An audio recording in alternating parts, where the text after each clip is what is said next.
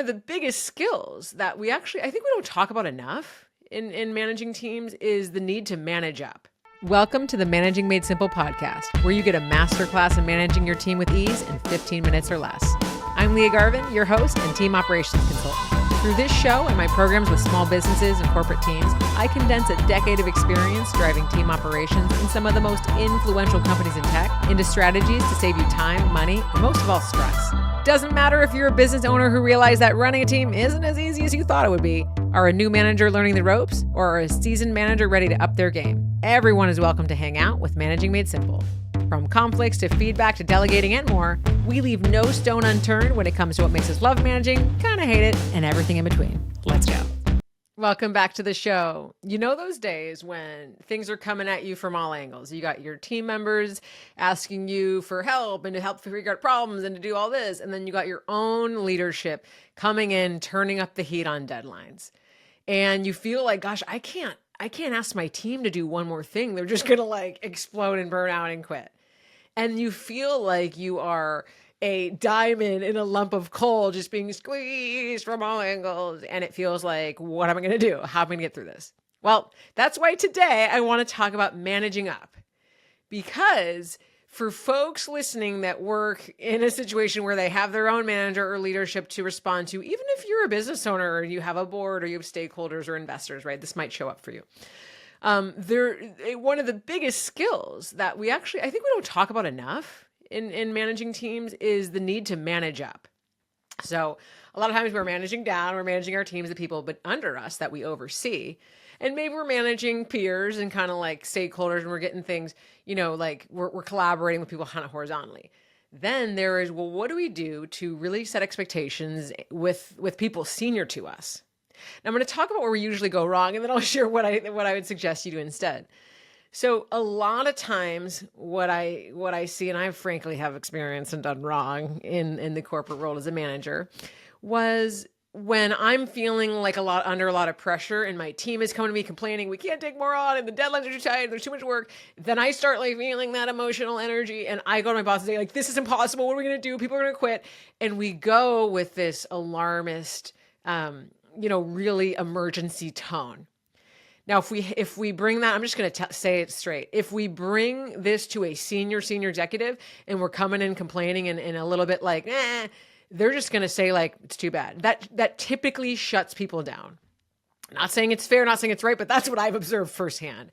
The more emotional heightened state I'm in, the more the person's not interested in engaging. And the worse I look. It looks like I can't handle the situation as a leader. And I've really been burned in that situation where I kind of take on the energy of my team and then it looks like, well, I'm either not able to handle this situation or I'm actually making this more of an issue than even it is. And that's not what you're doing as a manager. I'm not saying that, but that can be interpreted that way. So I want to help us avoid that. The other thing that can happen is not only does someone shut it down, right? You're not actually able to communicate the real problem. Right? And so what do we want to do instead, my friends, is when we approach a leader about deadlines or timelines or resources or project scope, whatever it is, we really want to frame the problem in terms of, hey, what's going on, and talk about risks. Okay. Talk about risks and mitigations and what are the things this person cares about. Is this person's biggest concern, this leader we're going to, is it budget? Are they a stickler for numbers and hitting budget? Is it about resources? Is it that this schedule can't be missed? We have this launch and it's sink or swim. First thinking about that, because that's the risk you're going to speak to, because that's what that person cares about. Okay. So this is big, right? Once we've thought about that, because frankly, what we usually do wrong, I'm going to add another one. We think about what we're concerned about, which honestly usually is the morale of the team, folks quitting, folks complaining to you, folks being freaking out. That's not what the leader thinks about. They're thinking about higher level things like, is this thing going to happen or not? Are we going to be spending too much money or not? Really bottom line type of things. So you have to come to them with the thing they care about. Do you want some hands-on support for all of the topics I talk about on this show? Like a team expert who has worked within tech giants like Apple and Google, as well as small businesses on hand to help you delegate and get out of the weeds, handle tough conversations with team members, plan your hiring strategy, and get your teams to help bring in more revenue? Then it's time to sign up for my Team Whisperer consulting sprint. For 90 days, you have me in your back pocket to help you navigate any and every issue happening on your team. DM me the word sprint on Instagram or email me at hello@liagarvin.com and let's build your unstoppable team. Let me share a little story, okay, of how I coached a manager in a large tech company on how to do this. So she came to me and said, oh my God, we need to get more resources on this project. Like we have 4 designers. It was a major product in this tech company that was, it was 4 to 5 designers, like 50 engineers. The ratios were really off. And she said, if people are burning out, they're losing steam, folks are calling in sick. If we lose a few team members, like this whole product's going to go down. I got to go tell the engineering VP that, hey, everyone's burned out. People are going to start quitting. And I said, got to stop you right there. This engineering VP, what he cares about is this product going to ship or not? That's what he cares about. He doesn't care about if your team is happy or not. Sorry to say it. Like we've seen this person in action, doesn't care. Now, again, that's a different issue that is for another day, but we're talking about what have we observed this person's biggest priority? And it was shipping the product or not. So I said, well, instead of talking about burnout and morale, which are things I love that you care about and you are going to still focus on, but we're going to frame it in terms of what this guy cares about. And it was risks to the launch date. And we said, okay, we have 4 people on the team. Each person is carrying 25% of the capacity of the load. So if one person goes down, we already out of the gate can only deliver 75% of the deliverables. We're just like already unable to finish the work.